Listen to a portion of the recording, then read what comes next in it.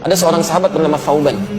Ini Masya Allah, Thauban ini rajin sholat berjamaah Pak. Sahabat Nabi, sangat soleh, rajin ibadahnya, dan tidak pernah meninggalkan ibadah di masjid. Dan posisinya selalu pojok kanan. Pojok kanan. Tapi niatnya bukan ingin mojok. Niatnya bagaimana saya bisa khusyuk ibadah dan tidak mengganggu orang. Karena biasanya posisi di pojok itu pada umumnya tidak banyak singgungan dengan orang lain. Tidak banyak singgungan dengan orang lain. Maka Masya Allah, maka ketika datang ibadah, ramai masjid dan sebagainya, sampai satu ketika, saya persingkat, dalam sholat subuh, beliau tidak datang. Ditunggu oleh Nabi. Sampai Nabi bertanya begini, kemana Thauban? Radhiyallahu ta'ala anhu. Kemana Thauban? Tidak ada yang tahu. Sampai ketahuan oleh Nabi itu. Jadi satu orang nggak datang aja, oleh Nabi ketahuan, di sebulan kemana nih? Nggak ada gitu. Tapi sahabat mengatakan, kami tidak tahu ya Rasulullah. Kan? Apa yang terjadi? Ditunggu oleh Nabi. Saking seringnya sholat berjamaah, Nabi tidak ingin orang ini ketinggalan. Ditunggu sampai agak kemudian melewat, waktunya mulai berlanjut, diputuskanlah untuk dilakukan sholat. Ya, karena dikhawatirkan habis waktu subuhnya. Sholat ditunaikan, selesai menunaikan sholat, diputuskan untuk menengok sahabat tadi. Perhatikan, orang sering ke masjid, tidak ada di masjid, Nabi masih mengajak sahabat untuk menengok. Itulah jamaah. Anda tahu ketika menengok itu, ditelusuri jalan ke rumahnya, itu ternyata jarak yang ditempuh 3 jam. 3 jam. Nah, yang paling ingin saya sampaikan ketika ditengok, istrinya kemudian boleh keluar mengatakan, Tufiya zawji. Aina Thauban? Kemana Thauban? Kata Rasulullah SAW. Kata istrinya, maka tufiya, dia sudah wafat.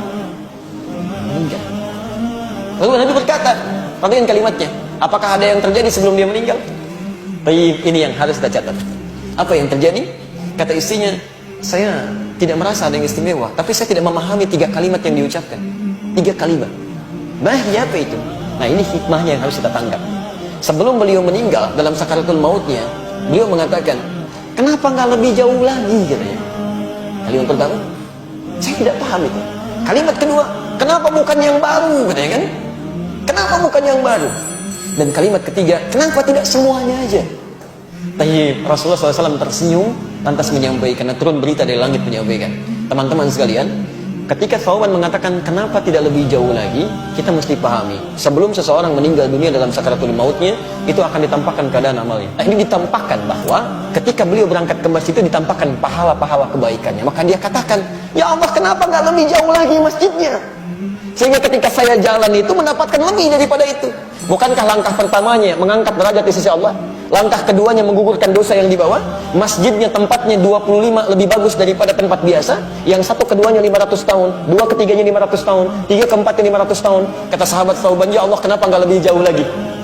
Yang kedua, ternyata ketika musim dingin beliau berjalan, beliau menggunakan pakaian double.